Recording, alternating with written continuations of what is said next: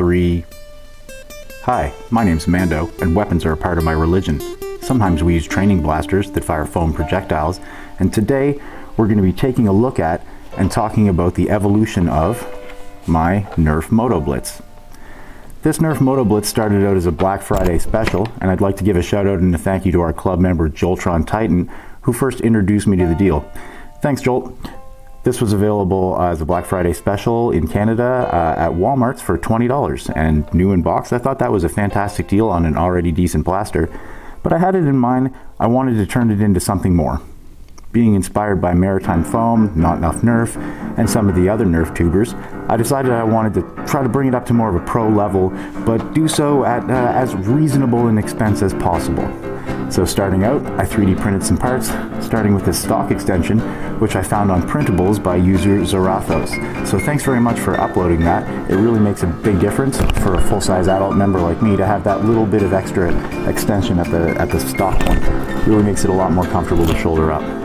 Moving on from there, we have the rail replacement pieces. And as I always do when I look at these parts, I always check out the creator and see if it's someone I recognize, and this time, sure enough, it was. Lo and behold, these were made by fellow Nerftuber Backyard Foam. So I went ahead and printed them up, and it's also worth mentioning that his file set included a really nice barrel replacement, and the only reason I didn't do that is because I plan on using this front iron sight as a sling point, and I think the injection molded plastic is going to be a little bit stronger than anything 3D printed. That being said, it's worth pointing out, these slots in the front might not just be decorative. There's a chance those might be M-LOK compatible. M-LOK, like Picatinny, is a lot stronger than N-Strike or a Nerf branded rail type. So I'm actually going to pick up some M-LOK sling attachment points and see if they work on these, and if they do, then I'll probably go ahead and swap that barrel out for Backyard Foam's printed one. Anyway, I was so impressed with his parts that I thought, you know, let's take a chance and reach out to this guy. So I did, and lo and behold, he answered, and I asked him a big favor.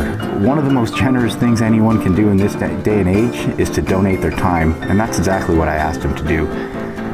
I said, you know, I like your parts so much. I've got a small YouTube channel of my own, and I'd like to make a video featuring them, but I'm so impressed with them, I'm wondering if you might have it in you to create just one more.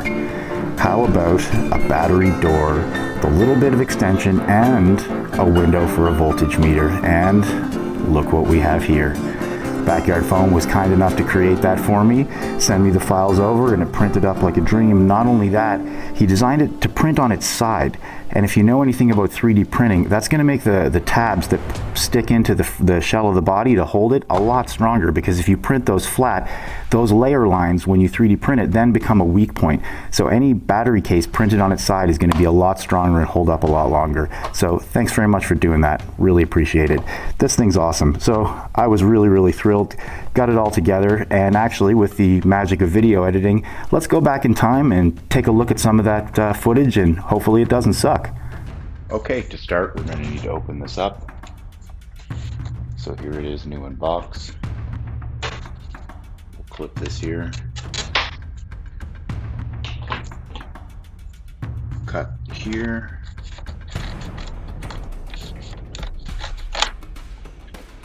And here.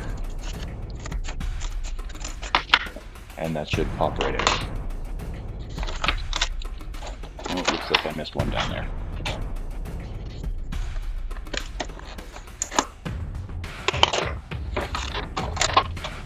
And there we have it. I'm sure in the box there's some darts that we probably will never use and some instructions that I'll never look at. Here's the blaster.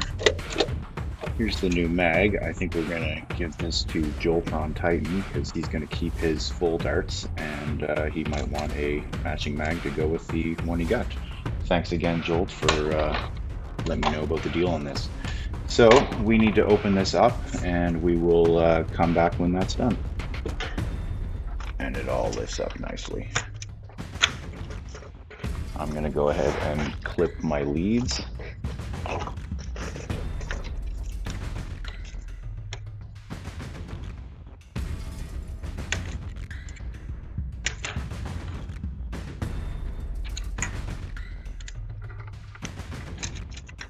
And we can have a look inside.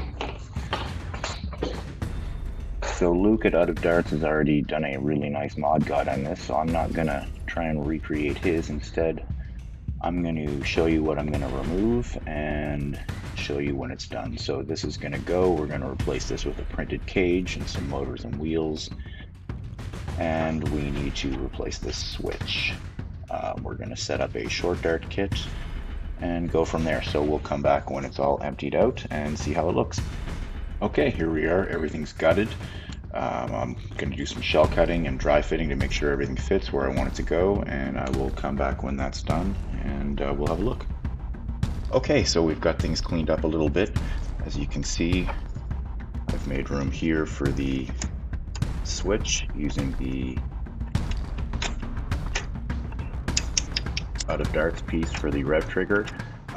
Another option, if you want, Maritime Foam just released a video showing an option to get the switch mounted this way, which actually keeps your safety, and that's not a bad idea at all. In hindsight, I would do that myself if I ever mod one of these again. Over here for the cage area, I've cleaned out this area. I've taken off the fins here and here, as Luke suggested in his guide, but I'm not using his cage, I'm using Buff Daddy Nerf's. And on his Thingiverse page, it suggests that instead of removing this post, you just need to shave it down in here. So that's what I've gone ahead and done, and I've gotten a nice dry fit on everything. My cage is all put together, time to wire it up, and we will check back in when everything's put in. Okay, so pardon the mess, but we're just about ready to button back up. What we have here is our motors wired up. I've tested the direction span, the polarity, everything. It's all centered along the barrel. We're all nice. That heads down to our switch through here. Then up there we are wired into our voltage meter, which you can see we are at 6.3 with this pack. And then all the last thing to do is to wire up our XT30 and put it all back together. So it's a bit messy, but if you follow the path, you can see what I have going on. We'll check back in when it's buttoned up. And we're back, everything's buttoned up. So for motors, we went with Worker Krakens. The cage is a 42mm crush. We've of course got that short dart kit. The switch is a 15 amp switch, so everything should be good to go. I want to say thanks again to Backyard Foam. It was an absolute pleasure working with you. I really hope we can collaborate on another project again in the future sometime, except maybe this time I'll do a little more of the heavy lifting.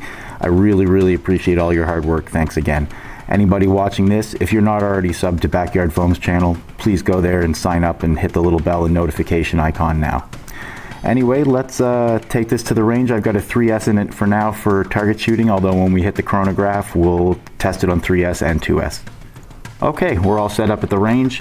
It is worth noting that the Worker Gen 3 short darts I'm using are fairly worn. Hopefully that won't affect the performance.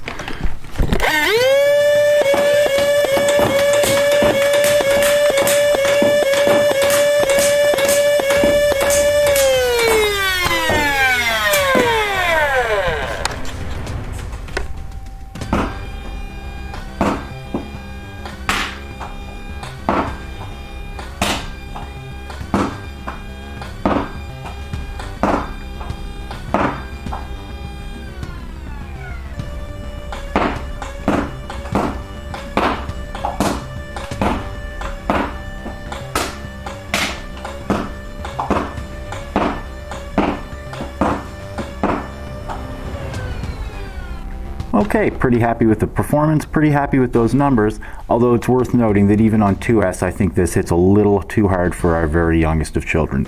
So I'd say teenagers and up and we should be fine.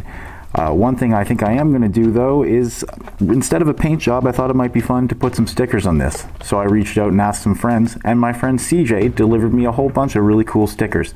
So thank you very much for that, CJ. Let's head back down to the workshop and throw some of those on real quick. Okay, here we are with the Blitz. We've got some pretty cool stickers here. Pretty happy with the Beret and the Chiquita. Take a look, we got a few on the other side. Definitely a nice start to a sticker collection. If anyone out there would like to see your sticker on my blaster, feel free to say so down in the comments. Let's wrap up with our final thoughts.